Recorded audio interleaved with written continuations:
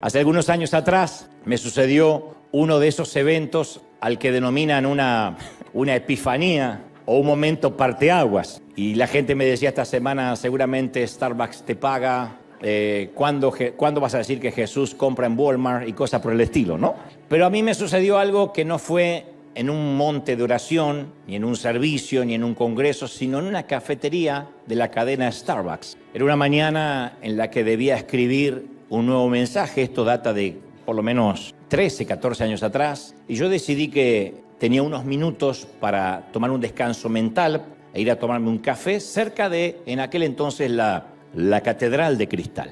No me formé feliz en la fila porque había poca gente. Y en ese momento descubrí que la mujer que tenía adelante pedía un café especial, no pude oír bien, y preguntaba algo acerca de la leche y acerca del azúcar. Y no solo eso, sino que hablaba tan despacio, en un tono tan monocorde, que me enloquecía. Y miraba el menú en los distintos cafés, como si estuviera soñando despierta. Yo consideré que estaba en estado catatónico la señora, porque decía, quiero... Y yo miraba el reloj, mientras sentía que dentro de mí la tensión aumentaba, porque no era comprar plutonio, es pedir un café. Y yo comentaba con los de atrás, digo, pero tan difícil puede ser pedir un café, con mi inglés, por supuesto, fluido. Easy, coffee, sure. Y me hablaban los gringos, sure. Y finalmente la mujer se decide por algún tipo de café y saca algunos cupones que le cuento a la gente de otras partes del mundo que es una manera de pagar aquí. Coleccionar, juntar cupones que vienen en los periódicos con descuentos y alguna gente hasta puede tener gratis su consumición. Dio vuelta el bolso, vaciando los cupones sobre la mesa y para ese momento yo estaba echando humo. La cajera también estaba molesta, lo mismo que la gente que estaba en la fila detrás de mí, que ya se había amontonado bastante. Todos suspiraban o resoplaban indignados ante la falta de previsión de esta dama que nos hacía perder el tiempo a todos. Yo decía, este es un lugar para ordenar y salir. Ni siquiera es un restaurante de lujo, es un sitio para ordenar y salir. Tal vez ella no tenía ningún apuro, pero los demás sí estábamos apurados. Yo tenía que regresar, en mi caso, a seguir preparando mi mensaje. Tenía que regresar para inspirar a quién sabe cuántos miles. Y la señora me miró un poco incómoda, así que en tono de disculpa, como vio mi cara, supongo que mi cara lo estaba transmitiendo. Yo no soy grosero, pero mi cara sí se lo transmitió. Dice, ay, perdón, señor. Por lo general yo no soy así, dijo la señora. Pero estuve toda la semana en el hospital de enfrente y en un ratito me voy a llevar a casa a mi hija luego de la quimioterapia. No creo que sobreviva. Y quería comprarle algún desayuno que ella pueda comer sin que lo vomite, pero no sé qué. Y además no me alcanza con lo que tengo. Tengo que apurarme porque la dejé sola en el vestíbulo, en el lobby del hospital. Ay, lamento mucho, señor, haberlo hecho esperar. Perdona a todos, dice la mujer. Ahí es cuando me sentí una cucaracha. Porque esta mujer cargaba con un peso más grande de lo que yo jamás me hubiese imaginado. Sola, con poco dinero, con una niña con cáncer, una hija con cáncer. Y para juzgarla, a mí me bastó esperar un poquito más para ordenar mi café. Fue todo lo que me necesité para juzgarla, para criticarla. Entonces, con mucha vergüenza, atiné a invitarle su café. Le dije a la chica de la caja, olvide los cupones, yo invito lo que ella quiera. La mujer me miró agradecida y dice, ay, gracias, especialmente para no hacerles perder el tiempo. Y claro, si alguien entró en ese momento a la cafetería, me vio haciendo eso como un buen gesto, que yo con mi tarjeta estaba comprando el desayuno a una mujer desconocida, pero en verdad fue un acto de culpa, de sentirme un piojoso. Me sentí algo peor que una cucaracha. Sentía muchísima vergüenza porque yo había hecho comentarios así por lo bajo, la había juzgado mal. Lo único que rogué es que hayan sido todos gringos y no hayan entendido mi español. Y cuando regresé a mi auto, reflexioné sobre el tipo, lo egoísta, lo bribón, lo canalla, lo granuja, en el tipo granuja que me estaba convirtiendo. Y ese día, en medio de lo que yo creía que preparaba un mensaje para los demás, Dios me dio un mensaje a mí a media mañana. Dios me llevó a Starbucks para que viera que la gente no son ni números, ni listas de internet, ni miembros de una iglesia. Son personas con vidas reales y con problemas, infortunios, tragedias reales. Cuando vemos conductores que tocan bocina, vendedores que se molestan, gente que tarda en ordenar un simple café, nunca podemos conocer la realidad que está viviendo esa persona. Porque algunos somatizan en su propio cuerpo, otros lo exteriorizan insultando, teniendo poca paciencia, siendo iracundos. Pero esa gente a quien nosotros juzgamos rápido, como en mi caso, quizás están viviendo una pesadilla que ni siquiera imaginamos. Y ese día aprendí también que la persona que suele irritarnos más podría ser la que más necesita del Dios que digo predico. Aprendí de la peor manera, porque aprendí con torpeza y con vergüenza que no puedo predicar a una multitud si no soy capaz de amar y empatizar con quien tengo delante. Y me vino a la mente en aquel entonces, y ahora también mientras preparaba este mensaje, aquel experimento basado en la Biblia que hicieron algunos psicólogos de la Universidad de Harvard. La tesis fue basada en el relato de Jesús, de aquel viajero que fue asaltado y abandonado en el camino y fue pasado por alto por un sacerdote y por un levita, dos religiosos en la época de Jesús, y que solo se detuvo un samaritano, según la historia del propio Señor. Así que en esta tesis entrevistaron a seminaristas, alumnos del seminario bíblico, y les preguntaron por qué querían entrar al ministerio, por qué querían servir, y ellos dijeron: es que fuimos llamados por el Señor. Y todos coincidían, todos los seminaristas, que querían ayudar a la gente, querían predicar para salvarlos del infierno, para que tengan una vida con el Señor. Y luego les pedían, luego de ellos decir por qué habían ingresado al ministerio, les pedía que prepararan un sermón no más de 15 minutos acerca del buen samaritano. Tenían que preparar el sermón en el aula magna del seminario y que luego tenían que caminar por el campus hasta la capilla para poder exponerlo durante 15 minutos. Así que todos los seminaristas empezaron, luego de confesar por qué habían ingresado al ministerio, comenzaron a escribir los puntos homiléticos o los puntos esenciales de un mensaje que tratara acerca del buen samaritano. Y entonces le dijeron, insisto, terminan el mensaje, van por el campus del aula magna hasta la capilla. Y en el medio del camino pusieron a un actor que simulaba haber sido asaltado, todo sangrado, y el 99% de los seminaristas siguió de largo, pasó por arriba, corriendo a la capilla para predicar sobre el buen samaritano. Todos estaban apurados para ir a predicar acerca del buen samaritano y ninguno fue buen samaritano. Qué ironía, ¿no? El llamado a servir los hizo indiferentes ante el sufrimiento. Y así como el levita y el sacerdote de la historia estaban tan ocupados amando el servir a Dios que no tenían tiempo en amar al prójimo. Entonces yo entendí que no podemos estar tan ocupados haciendo ministerio que no tengamos tiempo para amar y servir a la gente real con problemas reales. Por eso decía hace un ratito, es fácil concluir de que los incendios ocurren porque alguien se portó mal, que la guerra de Ucrania ocurre porque no sé quién es idólatra. Es fácil buscar un punto o una explicación teológica y no involucrarse, no ensuciarse con el alma de la gente. Lo que sucede es que en algún momento, lo digo con tristeza porque soy parte de la iglesia de Cristo, la palabra se hizo carne y luego debido a la religión volvió a ser solo palabra.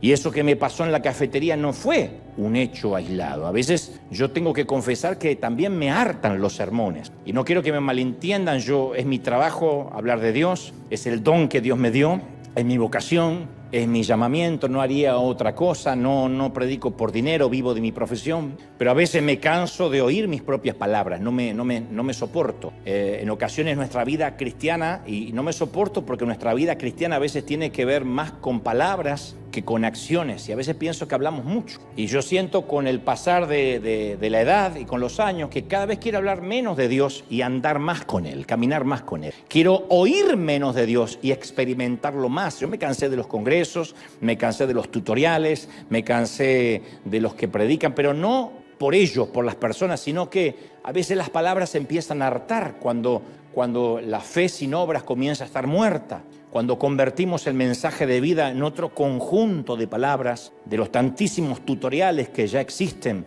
y pasamos de un sermón a otro, de un estudio bíblico a otro, y nos esforzamos por aprender el lenguaje de la fe, insisto, siempre con buenas intenciones, para enriquecernos espiritualmente. Pero a veces yo siento, y esto permitan que abra mi corazón, no estoy diciendo que todos se sientan así, pero yo siento que a veces es un ejercicio mecánico, que decimos lo que hay que decir, respondemos lo que hay que responder, y al hacerlo reducimos el Evangelio a un puñado de doctrinas, a un puñado de versículos que suenan bien, con un montón de respuestas que finalmente no le dicen nada a la gente. Y terminamos con una montaña de palabras, de retóricas, pero separados de la experiencia real con Jesús. Y por muy espirituales que sean esos versículos que a veces nos aprendemos de memoria, no se traduce en muchas ocasiones a nuestra manera de vivir. Logramos dominar los mensajes, logramos dominar la Biblia, pero no aprendemos a vivir el verdadero evangelio. Por alguna razón hay como una dicotomía, estamos en las antípodas de lo que predicamos.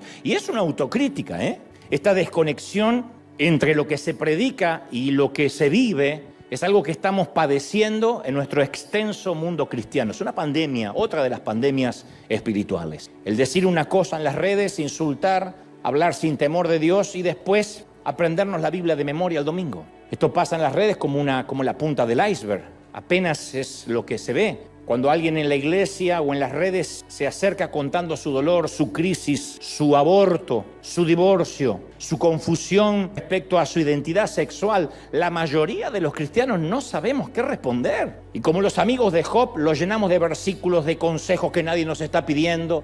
Usamos la frase, algo habrás hecho. A mí me sorprendió que ante los incendios y tanta gente afectada dijeran, es que algo habrán hecho esos masones, esos actores de Hollywood se lo merecían. Y cuando de pronto la inundación llega a El Salvador, ¿qué decimos? Que el culpable es Bukele. Cuando llega a México, ¿qué decimos? Que es la nueva presidenta. Entonces siempre estamos buscando un autor intelectual que pague por este crimen. Y son prejuzgamientos que hacen que no tengamos que llorar con el que llora. Digo, no tendríamos que tener el valor suficiente para sentarnos junto al alma que llora, a veces sin abrir la boca, que es lo que más se necesita cuando uno sufre. Alguien que nos abrace y no nos pregunte nada. ¿Sí o no? Cuando uno sufre, uno quiere el abrazo y que no nos juzguen, no nos pregunten y nos digan, ¿pero por qué? No entiendo. No hay que entender. Si el dolor a veces no lo entiende el que lo está sufriendo. Y lo único que expresa a través de los lacrimales es que está llorando y nosotros intentamos a veces dar un consejo, llenarlo de versículos. O sea, somos rápidos para darle un mensaje, un sermón, pero a veces no estamos dispuestos a darle un poco de nuestro tiempo. Y nos resulta más fácil ofrecer palabras en lugar de acciones. Y esto pasa a gran escala, De los 8.000 millones de personas que habitan el planeta Tierra, el globo, hay 1.4 mil millones que viven con menos de $1 al día. 1.4 mil millones que viven con menos de $1 al día. Y no hay que ir necesariamente al continente africano. 1.7 mil millones no tienen acceso al agua potable, algo que nosotros damos por sentado. 35 millones de gente viven con HIV. Y hoy 21.000 personas morirán de hambre o por algo que se derive del hambre. Y sabemos los cristianos que esto es verdad y es apenas un poquito de la estadística.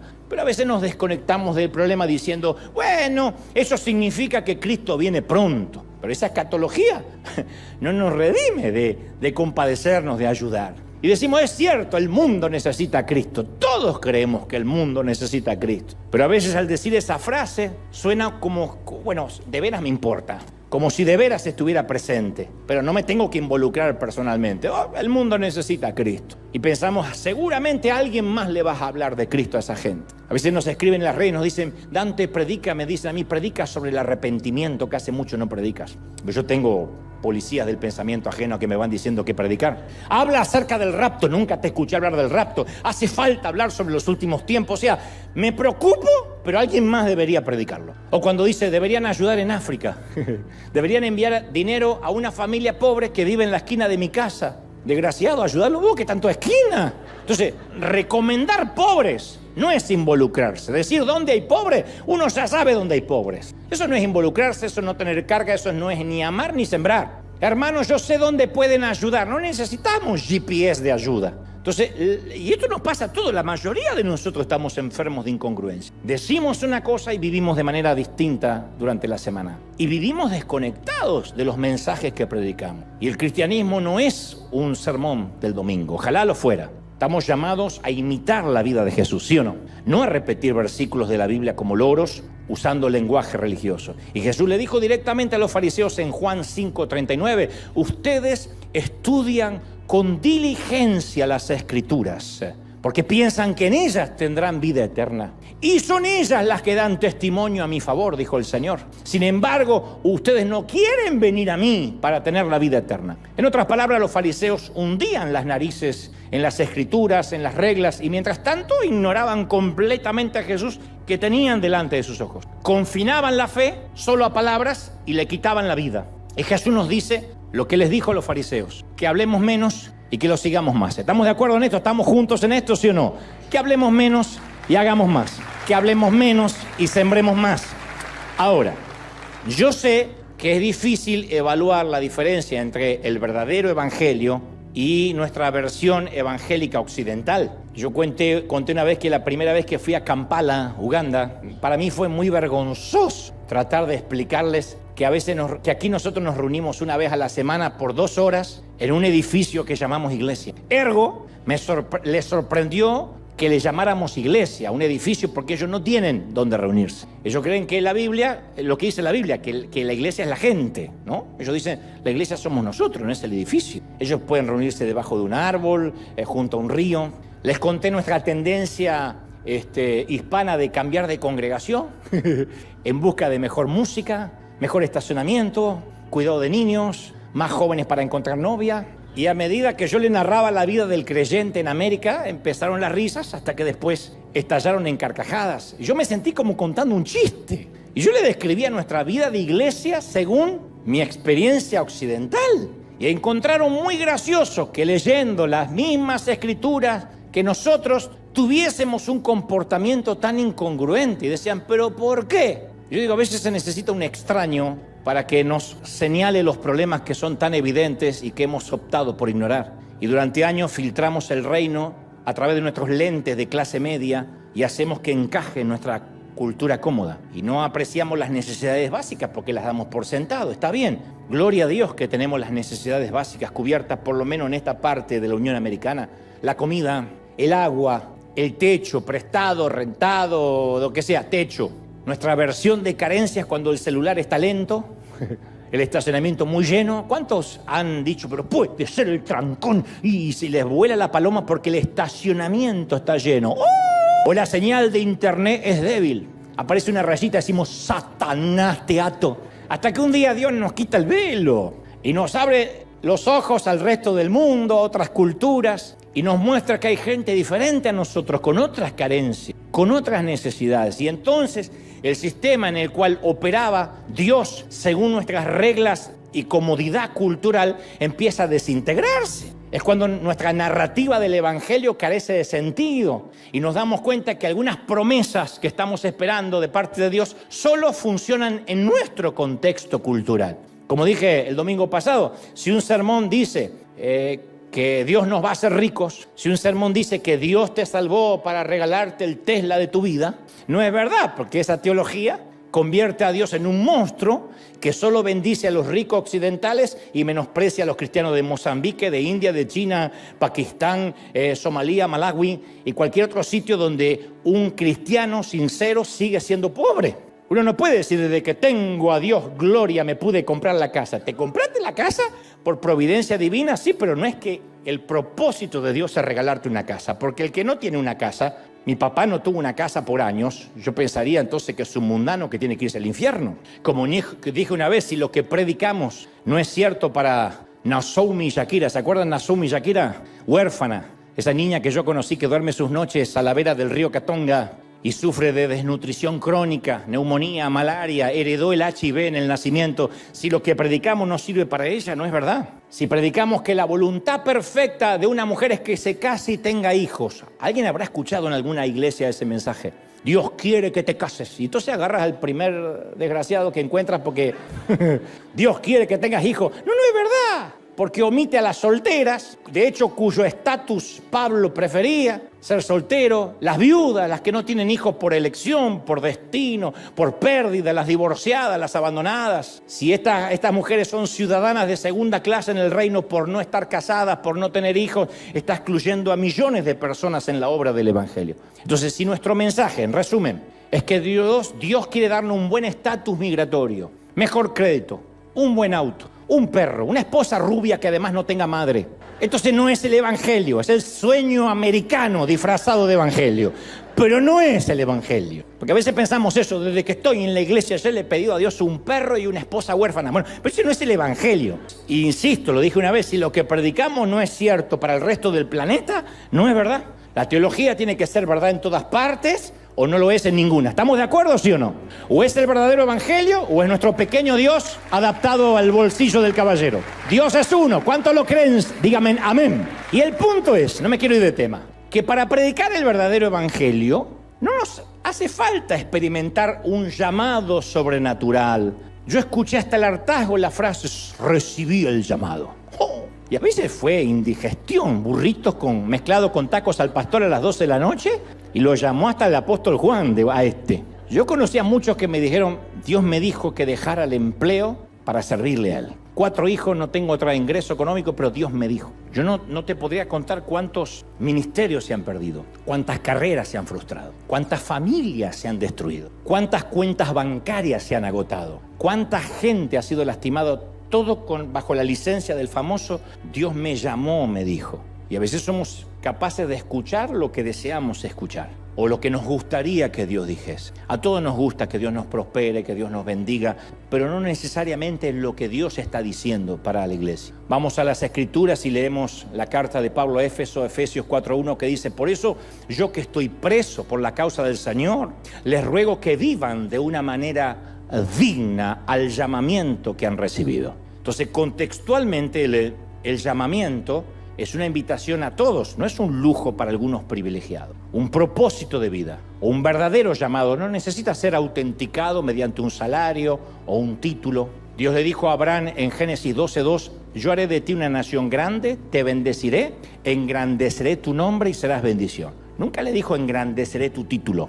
Cuando alguien insiste en que lo llamen por su título es porque aún Dios no engrandeció su nombre. El apóstol Pablo dice en 1 Corintios 15:9, porque yo soy el más insignificante de los apóstoles. No soy digno de llamarme apóstol porque perseguía a la iglesia de Dios. Entonces, si el gran Pablo no quería que le reconocieran el título, imagínate. Y en nuestra cultura, quien no tiene el título religioso y tiene el honor, la nobleza de hacer un trabajo común y corriente, jardinero, ingeniero, arquitecto, chofer, personal de limpieza, suele tener la percepción de estar teniendo una vida secular ordinaria. A mí Dios no me llamó. Yo trabajo secularmente. He oído esa frase miles de veces. Pero un llamado digno, según Pablo, implica amar a la gente. Trabajes en lo que trabajes. ¿Me están siguiendo, sí o no? Implica amar a la gente. Segunda de Tesalonicenses 1:11 dice, porque para que nuestro Dios los considere dignos del llamamiento que les ha dado y por su poder perfeccione toda disposición al bien y toda obra que realicen por la fe. O sea, nuestro gran error es pensar que los llamados son los pastores, los evangelistas, los misioneros, los profetas o quienes están en un sitio visible. Esto es lo que quiero concluir. Yo te voy a contar algo. Cuando yo era chico, no digan, porque más de uno quisiera llegar como yo a mi edad, yo pensaba que mis papás lo sabían todo, porque ellos eran padres, punto. Un padre sabe todo. Yo no tenía claro cómo se les había transferido esa información, pero mi papá y mi mamá sabían todo. Eso cuando yo tenía 4 o 5 años, mi papá era Superman, mamá era Batichica. Siempre me parecieron muy viejos y sabios. Y yo creía que estaban completamente seguros de todo lo que sucedía en el mundo. ¿Cuáles eran las vidas reales de mis padres? No tengo la menor idea. Nunca supe que tuvieran vidas reales. Yo pensaba que su existencia era solo porque eran mis padres. Existían para ser mis padres, punto. ¿Qué hace tu papá? Es mi papá, punto. Terminó su misión en la vida. Tuvo otros 3 hermanos, pero fueron un error. Yo era el hijo. Cuando me enteré de adulto que mi papá tenía 19 años y mi mamá 17 cuando se casaron y nos criaron 19, 17 años, me espanté. Eran niños. 19 tenía el viejo y 17 la vieja. No sabían un cuerno de la vida. Lo sé porque yo he tenido esa edad y tampoco sabía un cuerno de la vida. Perdonen los de 17 y los de 19. Pues no saben un cuerno. Incluso a los 20, a veces nos cansamos de ser padres y queremos ir a llorar a la casa de nuestra mamá, ¿o no? Nuestros hijos no saben que somos personas de verdad hasta que un día son adultos y lo descubren. Hace poco yo le dije a uno de mis hijos, te voy a fallar mucho, te voy a fallar. Pero pienso que muchos cristianos inmaduros también creen que los predicadores o los pastores son personas que lo saben todo y que además existen para predicarnos y pastorearnos, punto. Ese es el motivo de su existencia. Pero te voy a decir algo que me va a ocasionar a que siga perdiendo amigos. Yo ya perdí 1 millón de amigos, me quedaron los pajaritos nomás. Todos los predicadores somos terriblemente humanos, todos. Yo sé que muchos lo saben, dice ya los te vi, pero bueno, algunos no. La mayoría estamos luchando solitarios, abrumados, tristes, bregamos con cambios emocionales, con ataques de pánico, de depresión. Combatimos los mismos pecados que todos. Somos iguales de susceptibles a las arenas movedizas de la vida. Nos equivocamos como hijos, como parejas, como padres, como amigos. De hecho, yo nunca he conocido hasta ahora a alguien realmente ungido que no tuviera serios problemas personales. Yo no los conocí. Sé que los que están mirándome no lo van a reconocer, pero yo no conocía a ningún ungido, a ninguna ungida que no tenga serios problemas personales. De hecho, está ungido porque los patitos no los tiene en línea. Algún patito se le fue. Muéstrame a alguien con los patitos en línea, que sabe exactamente lo que quiere en la vida. Y te voy a mostrar a alguien que no está del todo ungido. Y si estás pensando en alguien que excede la regla, es porque quizás sabe fingir mejor, pero créeme, no hay nadie impoluto. Y la mayoría de los que predicamos o pastoreamos, vivimos con una sensación crónica de decepcionar a la gente. Ahora, es obvio que aceptamos un papel que conlleva una gran responsabilidad. El ser humanos, el ser auténtico no nos exime de tener un liderazgo humilde, íntegro, diligente. A quien más se le dio, más se le pide. Yo estoy consciente de eso. Sin embargo, me pregunto a veces cuánta expectativa ponemos en simples y pequeños hombrecitos. Todos los que predican cuentan con las mismas 24 horas al día, la misma capacidad básica, la misma vida real fuera del edificio. Y la peor tragedia es poner a un pastor o a un líder en un pedestal. Es la peor tragedia. Nunca contribuyas en eso. Nunca.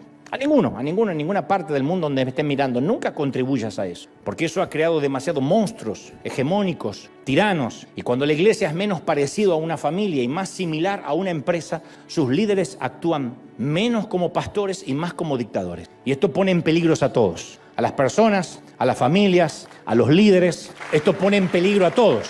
Y el maltrato espiritual crece cuando los pastores son intocables y el resto de las personas son desechables. El poder corrompe todos los entornos humanos. Y cuando los pastores nos autoprotegemos tras el púlpito, tendemos a volvernos manipuladores, controladores. Y si llegamos a sentirnos infalibles el domingo por la mañana, tenemos la tendencia a creer que también somos infalibles de lunes a sábado. Por eso urge que subamos aquí y digamos la verdad sobre nosotros mismos, aunque algunos se escandalicen. La vulnerabilidad es sanadora, ¿sí o no? Y crea más confianza, nunca menos. La vulnerabilidad no socava la autoridad, todo lo contrario. La gente está quebrantada y está sufriendo.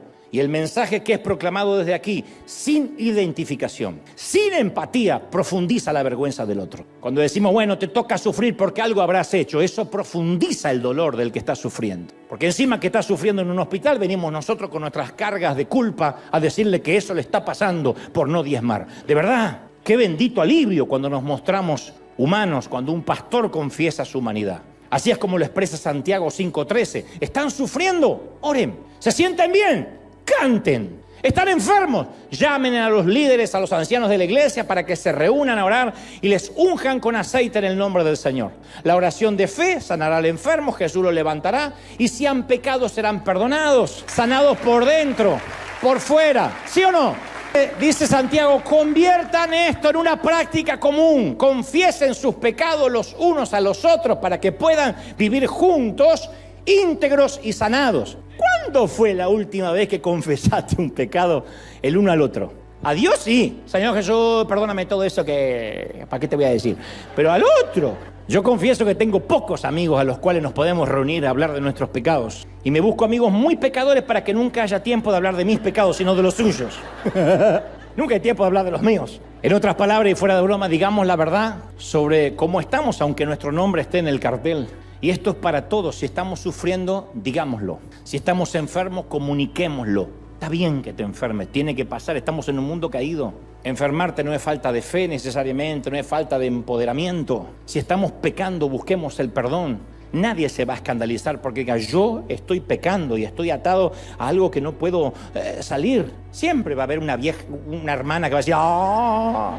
Porque ni se acuerda lo que es el pecado, porque para ella es nostalgia. Pero la mayoría te va a entender. Entonces la confesión crea comunidades sinceras, saludables. La confesión salva al que dice la verdad y al que la recibe, siempre.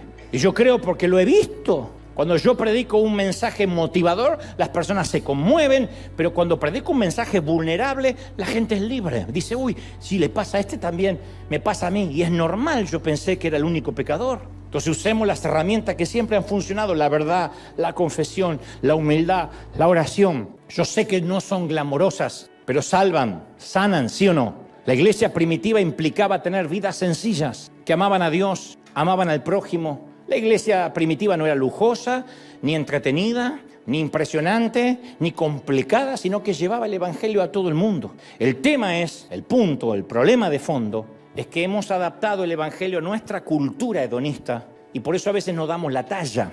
Nos pasamos la vida preguntándonos cuándo vamos a hacer algo trascendente para Dios. Los altares, o aquí no tenemos altar, pero los sitios donde la gente pasa al frente se llena de personas diciendo, Señor, yo te quiero servir, envíame a las naciones. Y mientras tanto no nos damos cuenta que Jesús está disfrazado de mamá con una niña con cáncer, tardando en ordenar un café. Que Jesús está desayunando en Starbucks frente a nuestras narices y nosotros pensando que Él nos va a llamar a las naciones. Entonces el llamado es para todos. No veamos a esos hombrecitos que predican como Él tiene el llamado porque Él es especial. A lo mejor somos más charlatanes, a lo mejor tenemos el don de hablar, de expresar, de articular, pero no necesariamente estamos en una posición que yo tengo que predicar más que ustedes o viceversa. Es posible que tu profesión no implique algo que parezca espiritual, pero no significa que no tengas un llamado a predicar y a servir. La forma de hablarle a nuestros compañeros o empleados, eso es un llamado. Nuestra manera de trabajar con diligencia, de llegar temprano, puntual,